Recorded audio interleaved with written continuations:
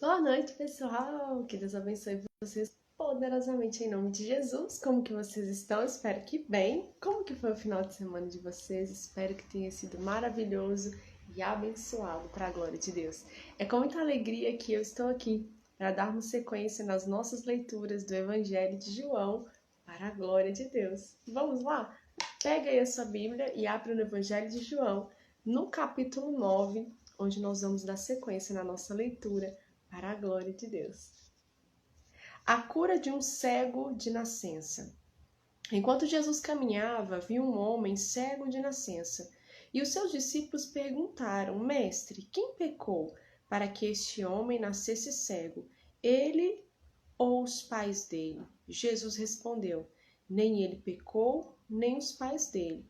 Mas isso aconteceu para que nele se manifestassem as obras de Deus. É necessário que façamos as obras daquele que me enviou, enquanto é dia. A noite vem quando ninguém pode trabalhar. Enquanto estou no mundo, sou a luz do mundo. Depois de dizer isso, Jesus cuspiu na terra, fez lama com a saliva e com a lama untou os olhos do cego. Então disse ao cego: Vá lavar-se no tanque de Siloé. Siloé quer dizer enviado. O cego foi, lavou-se e voltou vendo. Então, os vizinhos e os que antes o conheciam de vista, como mendigo, perguntavam: Não é este o que ficava sentado pedindo esmolas? Uns diziam: É ele. Outros: Não, mas se parece com ele. O homem dizia: Sou eu. Então lhe perguntaram: Como foram abertos seus olhos? Ele respondeu: O homem chamado Jesus fez lama, passou nos meus olhos e disse: Vá ao tanque de Siloé e lave-se. Então fui. Lavei-me e estou vendo. Eles perguntaram: Onde está ele? Respondeu: Não sei. Os fariseus interrogam o cego. Levaram aos fariseus aquele que antes era cego, e era sábado, o dia em que Jesus fez a lama e lhe abriu os olhos. Então os fariseus lhe perguntaram outra vez como podia ver. Ele respondeu: Ele pôs lama sobre os meus olhos, lavei-me e estou vendo. Por isso, alguns dos fariseus diziam: Esse homem não é de Deus, porque não guarda o sábado? Mas outros diziam: Como pode um homem pecador fazer sinais como estes? E houve divisão entre eles. De novo, perguntaram ao cego: O que você diz a respeito dele, uma vez que lhe abriu os olhos? Ele respondeu: É um profeta. Os judeus não acreditaram que ele tinha sido cego e que agora podia ver. Enquanto não chamaram os pais dele e lhes perguntaram: É este o filho de vocês, que vocês dizem que nasceu cego? Como é que agora está vendo? Então os pais responderam: Sabemos que este é nosso filho e que nasceu cego, mas não sabemos como agora está vendo e também não sabemos quem lhe abriu os olhos. Perguntem a ele, pois já tem idade e poderá falar por si mesmo. Os pais dele disseram isso porque estavam com medo dos judeus, pois estes já tinham combinado que se alguém confessasse que Jesus era o Cristo, seria expulso da sinagoga. Foi por isso que os pais dele disseram: Ele já tem idade e poderá falar por si mesmo. Então chamaram pela segunda vez o homem que tinha sido cego e lhe disseram: Diga a verdade diante de Deus. Nós sabemos que esse homem é pecador. Ele respondeu: Se é pecador, não sei. Uma coisa sei: eu era cego e agora eu vejo. Perguntaram-lhe outra vez: O que ele fez a você? Como lhe abriu os olhos? Ele respondeu: Já lhes disse, mas vocês não ouviram. Por que querem ouvir outra vez? Por acaso vocês também querem se tornar discípulos dele? Então o insultaram e lhe disseram: Discípulo dele é você. Nós somos discípulos de Moisés. Sabemos que Deus falou a Moisés, mas este nem sabemos de onde é.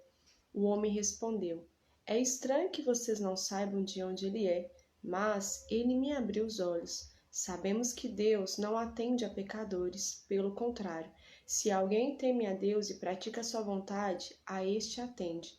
Desde que o mundo existe, jamais se ouviu que alguém tenha aberto os olhos de um cego de nascença. Se este homem não fosse de Deus, não poderia ter feito nada. Mas eles disseram: Você nasceu cheio de pecado e quer nos ensinar? E o expulsaram. A cegueira espiritual. Jesus ouviu que eles tinham expulsado o homem. Ao encontrá-lo, perguntou: Você crê no Filho do Homem? Ele respondeu: Quem é, Senhor, para que eu creia nele? E Jesus lhe disse: Você já o tem visto, e é aquele que está falando com você. Então ele afirmou: Eu creio, Senhor, e o adorou. Jesus continuou: Eu vim a este mundo para juízo, a fim de que os que veem vejam e os que veem se tornem cegos. Alguns dos fariseus que estavam perto dele perguntaram-lhe: Por acaso também nós somos cegos? Jesus respondeu: Se vocês fossem cegos, não teriam pecado algum, mas porque agora dizem nós vemos, o pecado de vocês permanece. Capítulo 10. O pastor das ovelhas. Em verdade lhes digo, quem não entra no curral das ovelhas pela porta, mas sobe por outro lugar, esse é ladrão e salteador. Aquele, porém, que entra pela porta, esse é o pastor das ovelhas. Para este o porteiro abre, as ovelhas ouvem a sua voz. Ele chama as suas próprias ovelhas pelo nome e as conduz para fora. Depois de levar para fora todas as que lhe pertencem, vai na frente delas e elas o seguem, porque reconhecem a voz dele, mas de modo nenhum seguirão o estranho. Pelo contrário, fugirão dele, porque não conhecem a voz dos estranhos. Jesus fez esta comparação, mas eles não compreenderam o sentido daquilo que ele falava. Jesus, a porta. Então Jesus disse mais uma vez: em verdade lhes digo que eu sou a porta das ovelhas. Todos os que vierem antes de mim são ladrões e salteadores, mas as ovelhas não lhes dão ouvido. Eu sou a porta. Se alguém entrar por mim, será salvo. Entrará, sairá e achará pastagem. O ladrão vem somente para roubar, matar e destruir. Eu vim para que tenham vida e a tenham em abundância. Jesus, o bom pastor. Eu sou o bom pastor. O bom pastor dá a vida pelas ovelhas. O mercenário que não é pastor, a quem não pertencem as ovelhas, vê o lobo chegando e abandona as ovelhas e foge. Então o lobo as arrebata e dispersa. O mercenário foge porque é mercenário e não se importa com as ovelhas. Eu sou o bom pastor. Conheço as minhas ovelhas e elas me conhecem. Assim como o Pai me conhece, eu conheço o Pai e dou a minha vida pelas ovelhas. Ainda tenho outras ovelhas, não deste aprisco. Preciso trazer também estas, elas ouvirão a minha voz, e então haverá um só rebanho e um só pastor. Por isso o Pai me ama, porque eu dou a minha vida para recebê-la outra vez. Ninguém tira a minha vida, pelo contrário, eu espontaneamente a dou. Tenho autoridade para entregá-la e também para reavê-la. Este mandato recebi de meu Pai. Por causa dessas palavras, houve uma nova divisão entre os judeus. Muitos deles diziam: Ele tem demônio e enlouqueceu. Por que vocês ouvem o que ele diz? Outros diziam: Este modo de falar não é de endemoniado. Será que um demônio pode abrir os olhos aos cegos? A festa da dedicação. O povo rejeita Jesus. Celebrava-se em Jerusalém a festa da dedicação. Era inverno. Jesus passava no templo, no pórtico de Salomão. Então os judeus o rodearam e disseram: Até quando você nos deixará nesse suspense? Se você é o Cristo, diga francamente. Jesus respondeu: Já falei, mas vocês não acreditam. As obras que eu faço em nome de meu Pai dão testemunho de mim. Mas vocês não creem, porque não são das minhas ovelhas. As minhas ovelhas ouvem a minha voz e eu as conheço, e elas me seguem.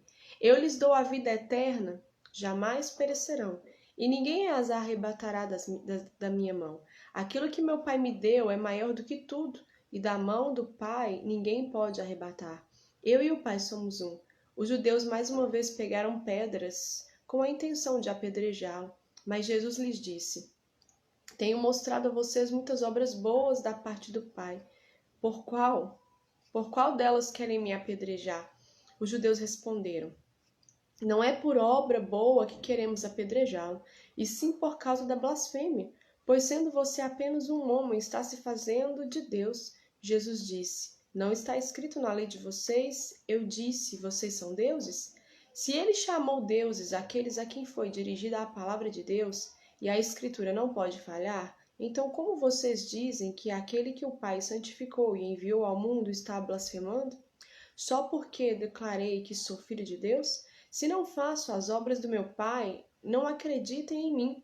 Mas se faço e vocês não creem em mim, creiam pelo menos nas obras, para que vocês possam saber e compreender que o Pai está em mim e que eu estou no Pai.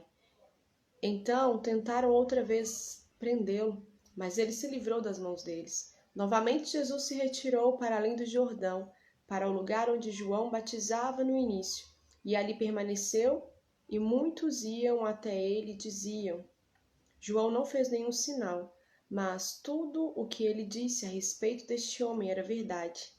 E naquele lugar muitos creram nele. Capítulo 11. A morte de Lázaro. Um homem chamado Lázaro estava doente. Ele era de Betânia, da aldeia de Maria e de sua irmã Marta. Esta Maria, cujo irmão Lázaro estava doente, era a mesma que ungiu o Senhor com perfume e lhe enxugou os pés com seus cabelos. Por isso, as irmãs de Lázaro mandaram dizer a Jesus: aquele que o Senhor ama está doente. Ao receber a notícia, Jesus disse: essa doença não é para a morte, mas para a glória de Deus, a fim de que o Filho de Deus seja glorificado por meio dela. Ora, Jesus amava Marta e a irmã dela, e também a Lázaro. Quando soube que Lázaro estava doente, ainda se demorou 2 dias no lugar onde estava. Depois disse aos seus discípulos: vamos outra vez para a Judéia. Os discípulos disseram: Mestre, ainda há pouco os judeus queriam apedrejá-lo, e o Senhor quer voltar para lá? Jesus respondeu: não é verdade que o dia tem 12 horas? Se alguém andar de dia, não tropeça, porque vê a luz deste mundo. Mas se andar de noite, tropeça, porque nele não há luz. Tendo dito isto, acrescentou: nosso amigo Lázaro adormeceu, mas vou para despertá-lo. Então os discípulos disseram: Senhor, se dorme, estará salvo. Jesus falava da morte de Lázaro, mas eles pensavam que tivesse falado do repouso do sono. Então Jesus lhes disse claramente: Lázaro morreu. Por causa de vocês, me alegro de que não estivesse lá, para que vocês possam crer. Mas vamos até ele. Então Tomé, chamado Dídimo, disse aos outros discípulos: vamos também nós para morrer com o Mestre. Jesus é a ressurreição e a vida. Quando Jesus chegou, encontrou Lázaro já sepultado havia 4 dias. Ora, Betânia ficava a mais ou menos 3 quilômetros de Jerusalém. Muitos dos judeus vieram visitar Marta e Maria a fim de consolá-las por causa do irmão. Marta, quando soube que Jesus estava chegando, foi encontrar-se com ele. Maria, porém, ficou sentada em casa. Então Marta disse a Jesus: se o Senhor estivesse aqui, o meu irmão não teria morrido. Mas também sei que mesmo agora tudo o que o Senhor pedir a Deus, ele concederá. Jesus disse a ela: o seu irmão há de ressurgir. Ao que Marta respondeu: eu sei que ele há de ressurgir na ressurreição no último dia. Então Jesus declarou: eu sou a ressurreição e a vida. Quem crê em mim, ainda que morra, viverá. E todo o que vive e crê em mim não morrerá eternamente. Você crê nisso? Marta respondeu: sim, Senhor, eu creio que o Senhor é o Cristo, o Filho de Deus, que devia vir ao mundo. Jesus chora. Depois de dizer isso, Marta foi chamar Maria, a sua irmã, e lhes disse em particular: o mestre chegou e está chamando você. Quando Maria ouviu isto, levantou-se depressa e foi até ele, pois Jesus ainda não tinha entrado na aldeia, mas permanecia onde Marta o havia encontrado. Os judeus que estavam com Maria em casa e a consolavam, vendo-a levantar-se depressa e sair, seguiram-na pensando que ela ia ao túmulo para chorar. Quando Maria chegou ao lugar onde Jesus estava, ao vê-lo, lançou-se aos seus pés, dizendo: se o Senhor estivesse aqui, o meu irmão não teria morrido. Quando Jesus viu que ela chorava e que os judeus que a acompanhavam também choravam, agitou-se no espírito e se comoveu, e perguntou: onde vocês o puseram? Eles responderam: Senhor, venha ver. Jesus chorou. Então os judeus disseram: vejam o quanto ele o amava. Mas alguns disseram: será que ele, que abriu os olhos ao cego, não podia fazer com que Lázaro não morresse? A ressurreição de Lázaro. Jesus, agitando-se novamente em si mesmo, foi até o túmulo, que era uma gruta em cuja entrada tinha colocado uma pedra. Então Jesus ordenou: tirem a pedra. Marta, irmã do falecido, disse a Jesus: Senhor, já cheira mal, porque está morto há 4 dias. Jesus respondeu: Eu não disse a você que se cresce veria a glória de Deus? Então tiraram a pedra.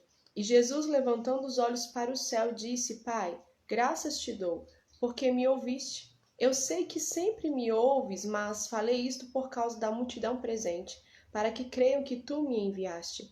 E depois de dizer isto, clamou em alta voz: Lázaro, venha para fora. Aquele que tinha morrido saiu, tendo os pés e as mãos amarrados com ataduras e o rosto envolto num lenço. Então Jesus lhes ordenou: desamarrem-no e deixem que ele vá. O plano para matar Jesus. Muitos dos judeus que tinham vindo visitar Maria, vendo o que Jesus havia feito, creram nele. Outros, porém, foram até os fariseus e lhes contaram o que Jesus havia feito. Então os principais sacerdotes e os fariseus convocaram o sinédrio e disseram: O que estamos fazendo, uma vez que este homem opera muitos sinais? Se o deixarmos assim, todos crerão nele. Depois virão os romanos e tomarão não só o nosso lugar, mas a própria nação. Mas um deles, Caifás, que era o sumo sacerdote naquele ano, advertiu-os dizendo: Vocês não sabem nada, nem entendem que é melhor para vocês que morra um só homem pelo povo e que não venha a perecer toda a nação? Ora, Caifás não disse isso por conta própria, mas, sendo sumo sacerdote naquele ano, profetizou que Jesus estava para morrer pela nação, e não somente pela nação, mas também para reunir em um só corpo os filhos de Deus que andam dispersos. Desde aquele dia resolveram matar Jesus.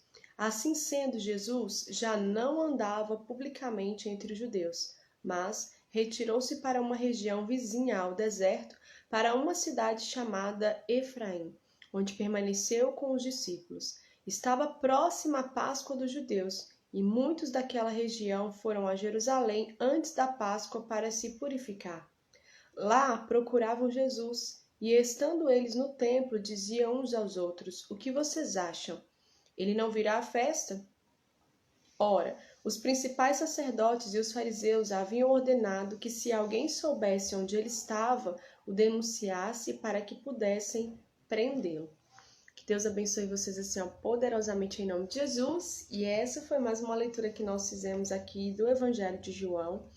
Amanhã nós estaremos de volta para darmos sequência nessa leitura para a glória de Deus. E vamos orar? Paizinho, muito obrigada por essa rica oportunidade de estarmos aqui, conhecendo mais de Ti por meio da Tua palavra. Que verdadeiramente o Senhor seja o nosso alimento, que verdadeiramente o Senhor seja a nossa bebida, que verdadeiramente o Senhor seja tudo em nós. Que nós possamos reconhecer o Teu Filho, Jesus, o Messias, como o nosso bom pastor, porque Ele entregou a Sua vida por amor de cada um de nós. E é importante que nós possamos abrir os nossos corações para sermos convencidos pelo Teu doce Espírito Santo dessa verdade sublime, que verdadeiramente o Senhor expressou todo o seu amor por cada um de nós, por meio do sacrifício de cruz de Jesus. Que nós possamos ter o coração quebrantado, que nós possamos ter o coração convencido de que é muito importante nós estabelecermos uma aliança com o Senhor por meio de Jesus. Pai, eu abençoo todas as pessoas que estão aqui nessa live e as pessoas que vão ver esse vídeo posteriormente. Que o Teu Espírito Santo, Pai, os convença do pecado, da justiça e do juízo. Que o Teu Espírito Santo os convença do quanto eles são amados e amadas e que eles possam estar no centro da Sua vontade, tomando posse dessa identidade de filhos e filhas amadas do Senhor. É o que eu te peço pelo poder do sangue de Jesus. Aleluia, graças a Deus. Que Deus abençoe vocês poderosamente em nome de Jesus. E até amanhã, onde nós vamos aí dando sequência nessa leitura maravilhosa que nós estamos fazendo do Evangelho de João. Beijo, beijo, beijo. Bom descanso para vocês. Excelente noite para a glória de Deus. Amém?